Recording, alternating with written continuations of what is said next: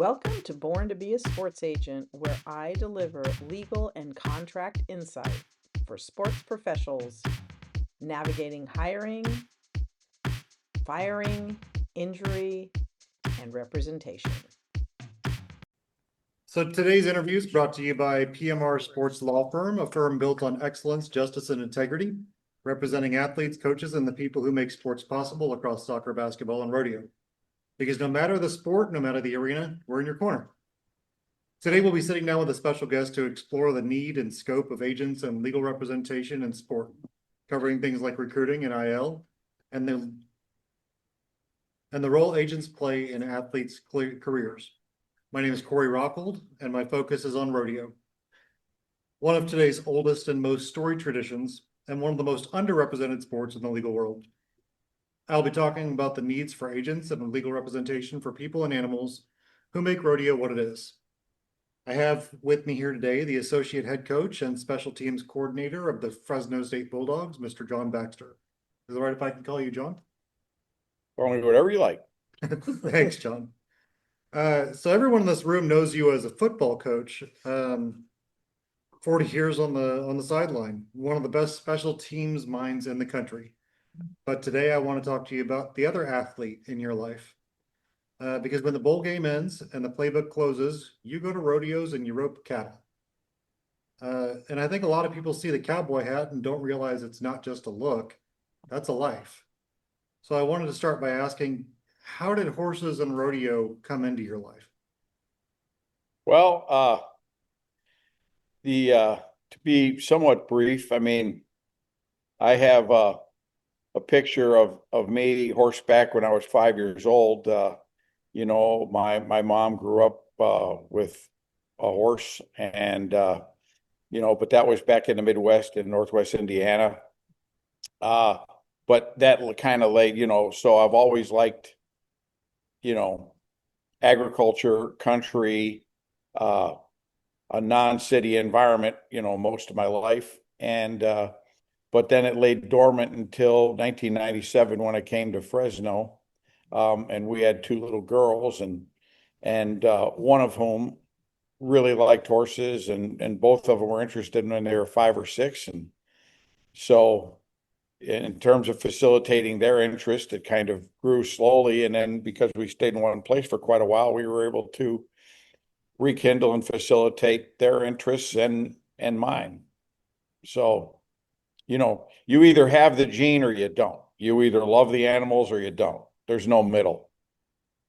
That's exactly right. Now you rope cattle, so let's start there really quick. What is roping and why are you doing it? Well, I mean, I think horses and cows go together, right? And especially in California, team roping started in California because in California, when your cattle are in the mountains, there's only one way to go gather them, and that's horseback. You can't take quads and motorcycles and those kinds of things up there. So, at the end of the day, I mean, team roping starts by just doing the ranch work in California, where you've got to get a steer caught, whether you're going to doctor it or brand it. And, so for me, it started by having friends that had cattle, and hey, you want to go out and gather and brand it. So yeah, we did. And then eventually it turns into team roping, and, that's where we are. So it's just something that's pretty fascinating, and, because it's athletic, and but it involves that animal. It involves horsemanship. So in an older interview, you described your rodeo as your vacation from football. So what does that mean for you and with somebody with a schedule like yours? Well, here's the thing. Number one, I like anything competitive. Okay. I can watch championship anything, but I've never played one snap of a video game in my life. I think that's a complete waste of time. If I got a chance to play the video game, I think I'd rather play the real game.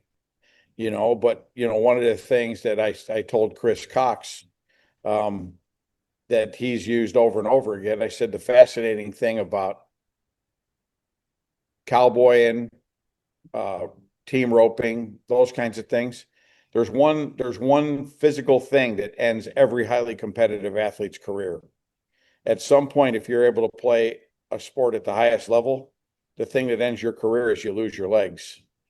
If you're Tom Brady or Michael Jordan, when you can no longer play the game from the waist down, you're finished in highly competitive sports.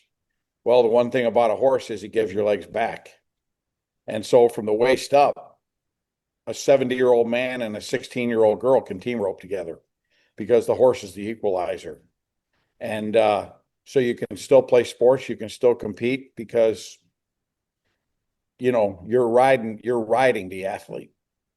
The horse is the athlete. It's the reason they call it showing a horse, because you're in fact really doing that. You're highlighting the athleticism of the animal. So I'm 60, well, I'll be 63 this June, and I can still compete at a pretty high level because of the horse. And when you're out there competing, you've got to feel like a much different person than the coach you are at FSU.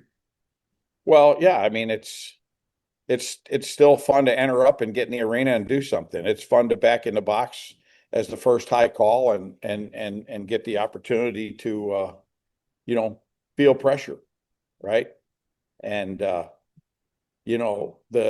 getting the getting the butterflies in your stomach never gets old.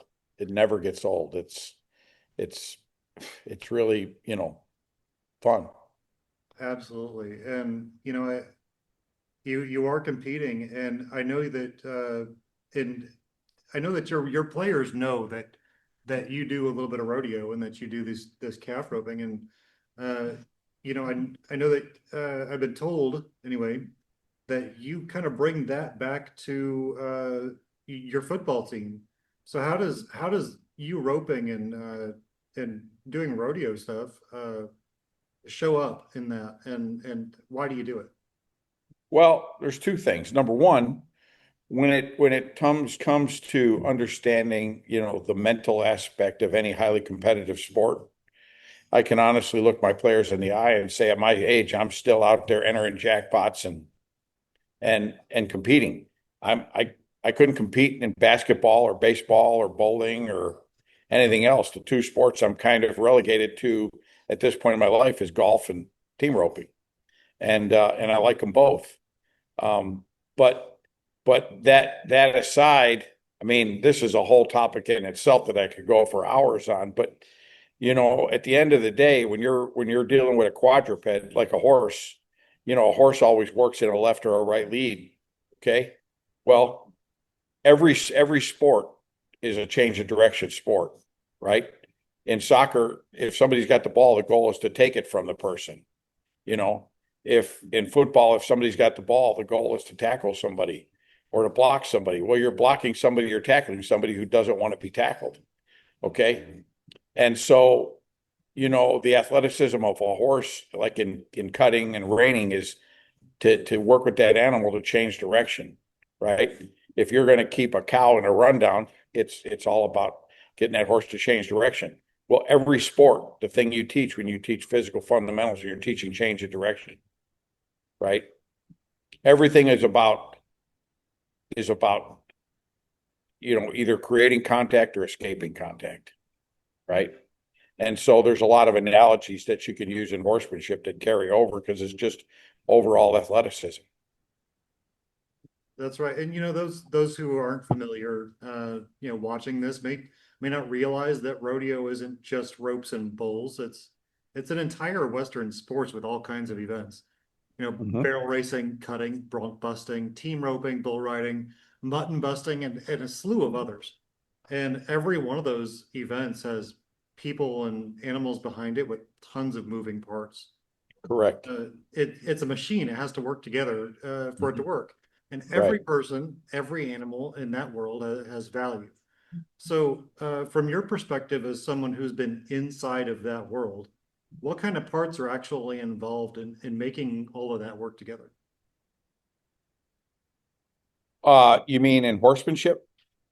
Uh, Horsemanship or rodeo events in general. I know you do a lot of roping, but you've Well, at been the to end of the rodeo. day, like take team roping, for example. I mean, there's there's five things with a heartbeat involved. There's a head horse, there's a heel horse, there's a steer, there's the header, and there's the heeler.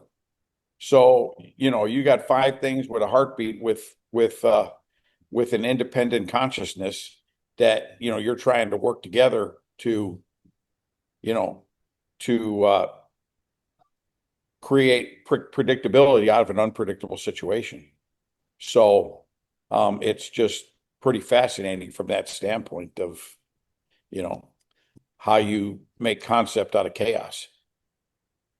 Of course, and that's another thing people don't realize is that the animals are just as much athletes as the humans are. So it can move into business a little bit.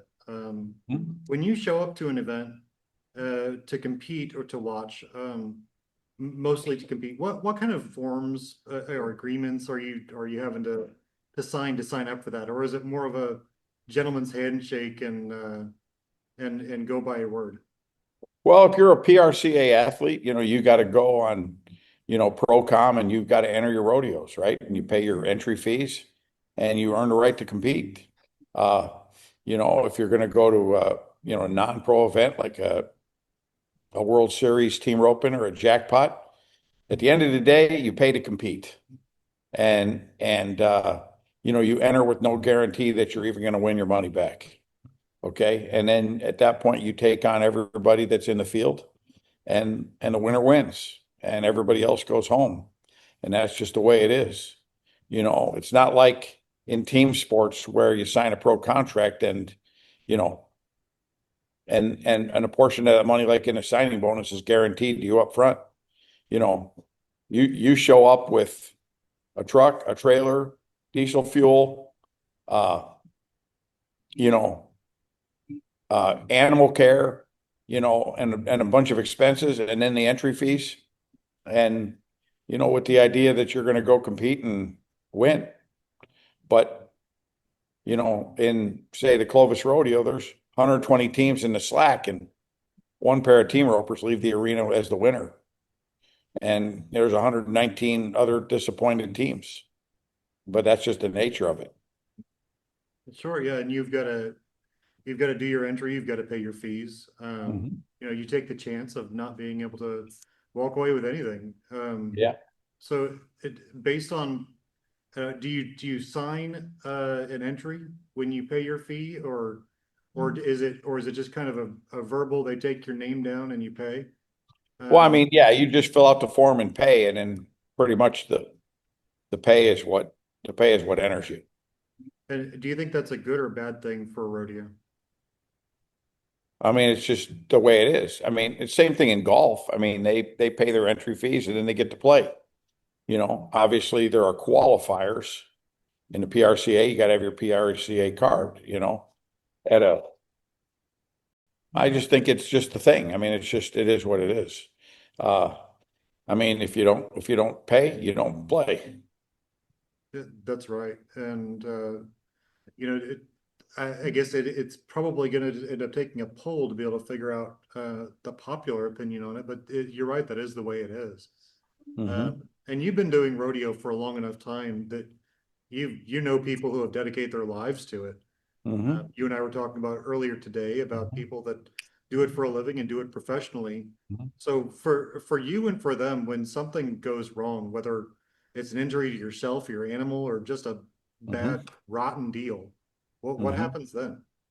Well, truthfully, it's actually a sport that doesn't pay. I mean, you know, the people that compete all year in the pro rodeo circuit, compete to win enough money to qualify to be, to go to Las Vegas to the national finals rodeo. And most of the people there at the national finals are roping to just sort of roping or barrel racing or whatever, just to break even, at the end of the year. If you're in the timed events, well, then you're hauling your horse, your trailer, your meds, your family, you're hauling it up and down the road.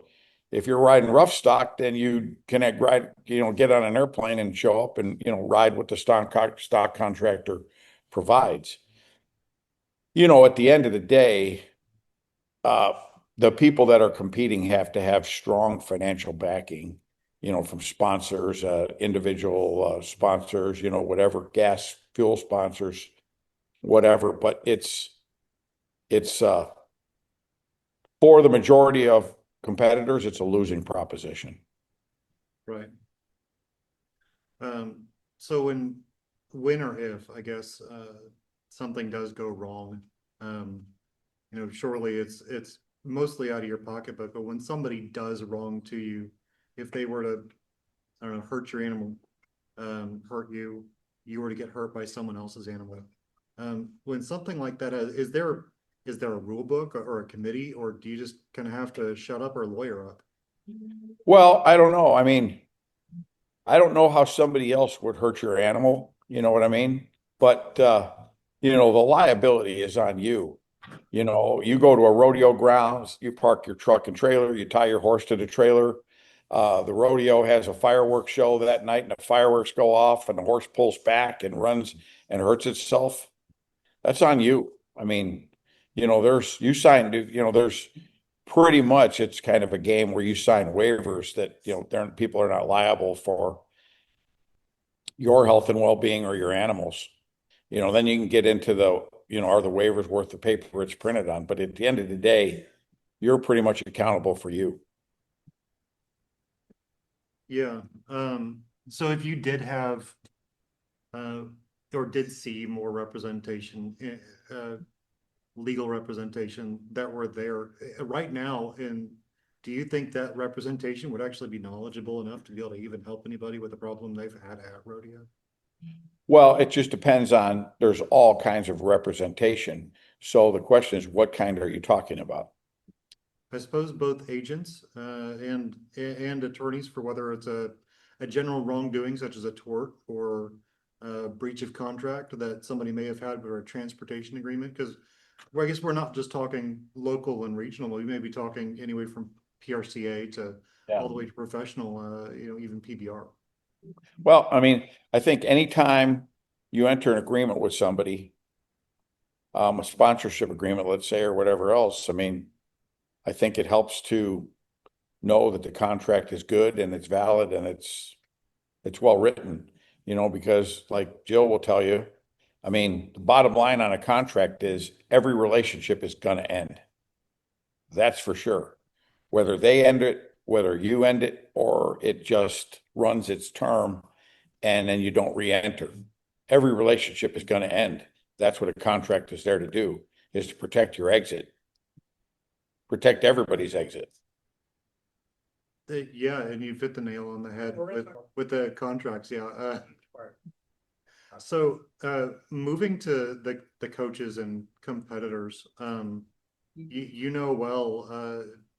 being in football, being in rodeo, that the difference between an athlete who makes it and one who doesn't isn't always talent, it's visibility. Sponsorships follow exposure, and prize money follows sponsorships. In rodeo, how hard is it to move from a local event to regional to make it to national? And what role do you think an agent, such as you would find in football, would play if that were to be the case, or if they were to be present in the field? Well, depends on what route you're going with this, but here's the thing. When you use the term generically, like agent, to me, there's two kinds of agents. There's a marketing agent, somebody who's going to find you or help you procure an opportunity or a sponsorship. So an opportunity of any kind, a competitive opportunity, a sponsorship opportunity. And then there is the contract attorney, okay, who's going to protect you by the terms of whatever that agreement is and make sure you're in a good agreement. And sometimes that person is both roles. Sometimes you'll have an agent in one role and another one in another role, okay? A real estate agent might find you a property, okay, and then handle the contract, right? So, but at the end of the day, you can't market somebody who's not marketable, okay? So, that person is that competitor has to come to the table with some kind of a bargaining chip, some kind of a competitive advantage to even interest an agent in spending their time on them, right? Okay. I mean, the more years I get in my life, the more I realize that the most precious commodity there is time. If I'm going to spend my time on something, I want a return on that investment. They're not the investment of the dollars, the investment of the time. If I'm not going to get an investment or return on that time, I'm not going to do it. Okay. So that's the thing. There's all kinds of people out there looking for representation, looking for an agent. Okay. Well, just because you're looking for one doesn't mean you're marketable. Okay. And then you get to the point where if you are marketable, well, your results speak for themselves. You don't always necessarily need the agent. Now you just need contract protection, right? But I don't know if that answers your question, but that's No, it does. And you brought up a really great point. Time is the one thing that you can't be reimbursed. correct. So if it's not worth your time, then how much money could it be worth? Yeah. I suppose it's a very hypothetical, question. Well, but we all have a finite amount of it, and once you spend it, you don't get it back. That's right. Okay, so if I'm going to spend my time on something, it needs to compensate me, or I need to find something better to do. Well, I'm not paying you for the interview, but for for those of us for those Somehow I'm gonna pay for this, though, I'm just joking. Jill just said she's gonna buy you a steak dinner. So Still coming out of the same account. I had the same problem with my wife. Yeah. So for those people that do they've spent the time to be able to build the talent, and that talent is really worth investing. Your wife Jill has spent her career at the top of sports law in the agent world, getting athletes and coaches seen, getting them represented, getting them paid. You've had a front row seat to all of that. So from everything you've watched her do, should that be brought to rodeo? Well, here's what I think. At the end of the day, the answer to that is yes. However, the one thing team sports has is collective bargaining. Okay. The one thing even the PGA Tour has is collective bargaining, on behalf of the PGA. And so, when they put on a golf tournament, they put it on TV. TV's worth big dollars. Okay. And then, of course, people sponsor with advertising and those kinds of things. Okay. And the one thing rodeo is struggling for, especially with animal rights activists and all kinds of people out there, protesting and things, rodeo is struggling for a front row seat to be put on television and those kinds of things. So until you're on television, it's going to be tougher to get the bigger dollars, in terms of, sponsorships and prize money. Okay. If you can look it up, but if a person wins the Masters, it's millions. If you win a PRCA rodeo, it's $6,000. Okay. It's not a lot of money. Well, I guess that's when the bigger guys end up getting, sponsorship so they can put Monster Energy and whatever on their Correct. vests. But I think I mentioned earlier, if you take Bryson DeChambeau, how many people that follow golf know who Bryson DeChambeau is, or how many people know who Tiger Woods is? Okay. We've got one hand up in the room. Okay. How many people in the room know who Trevor Brazil is? No idea. Okay, none. And Nobody. he's the most famous pro rodeo cowboy there is. Yeah, he is. This is an extreme niche market, So, and so there lies the issue.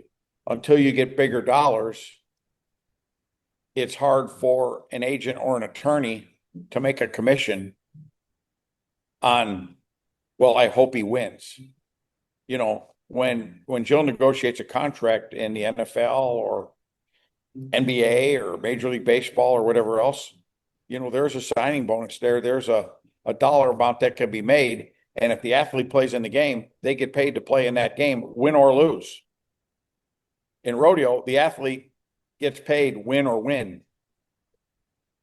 Yeah, it's a gamble. You've got to be the best.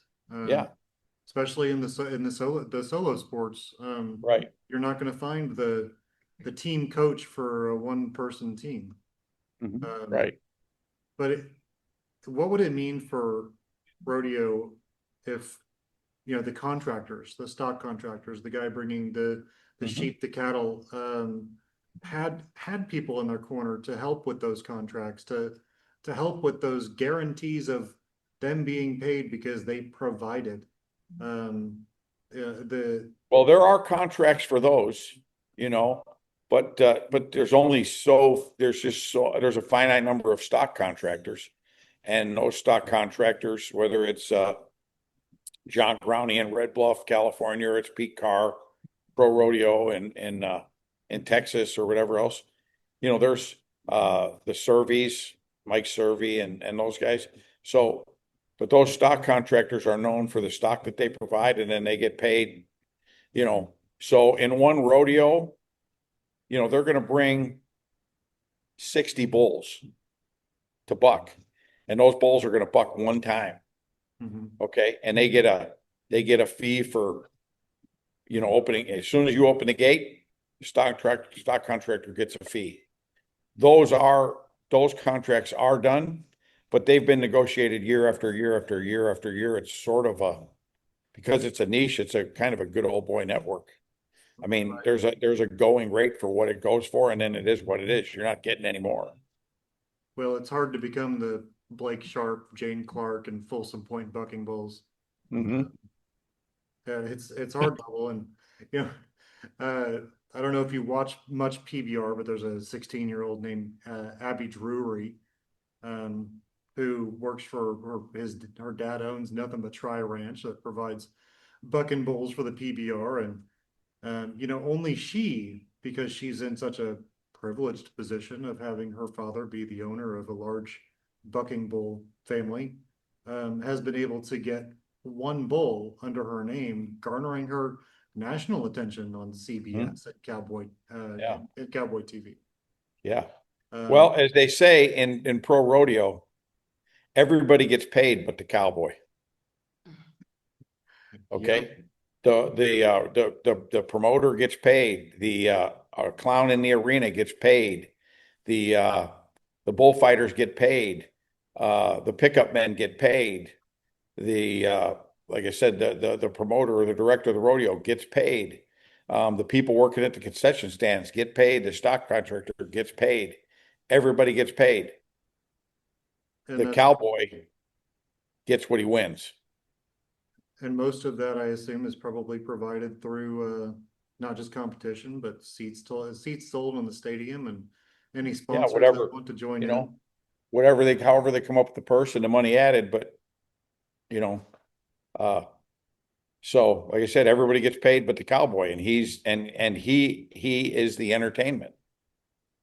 Do you think that could change with advocates, agents as advocates and agents as brokering better contracts?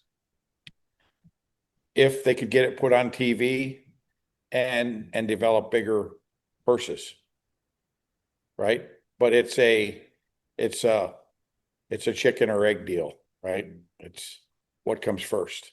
Yeah, it seems like dinosaurs laid chickens long before there were dinosaurs laid eggs long before there were chickens. Your Yeah. friend that's the jockey, John, did he get paid no matter what, whether they win or lose when he was He gets a mounting fee, okay? and then there's another fee. GR Carter, you mean? Yeah.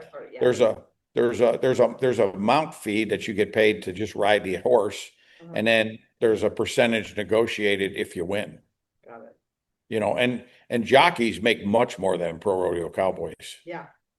So Because GR Carter, a friend of mine, he lives in Oklahoma, but he's the winningest quarter horse jockey in the history of the sport. And so he raced between like 18 years old and 52, but he's got over 30,000 mounts. Well, 30,000 mounts, that's a lot. Well, when you start to realize that there's 365 days a year, that means he was mounted 3 or 4 times a day, every single day of the year. So that's a lot. Yeah, that's a ton. That's a lot of risk too. Well, John, I'm gonna have to, for the sake of time, cut us short, but I wanted to thank you for taking the time to talk with me today. Sure. So what John shared with us today is something the rodeo community already kind of knows. Its world is complex, it's demanding, and every single person and animal that are in that arena has something at stake. I think they deserve agents who know their world, Mhm. who will fight for their best deal, and attorneys who will make sure that deal holds up. Mhm. The rodeo community isn't a footnote. It's one of America's oldest and most storied traditions, and the people who dedicate their lives to it, whether it's on the dirt, on horseback, behind the chutes, or on the road, they deserve to be heard, protected, and represented. Mhm. John, I'm going to hand things over to my colleagues now. Thank you again. You bet, Cory. Thank you. Thanks for listening to Born to be a Sports Agent, where we discuss relevant legal issues, contract issues, and discuss.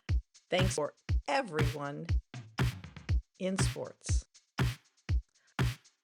This is Jill McBride Baxter, and my core values are protection, advocacy, and trust. If you are looking for representation and you need someone to take you where you can't take yourself, please go to my website at jillmcbridebaxter.com or email me at jillbaxter@me.com and set up a meeting for a free consultation. Thanks for listening. Have a fantastic week and good luck in sports.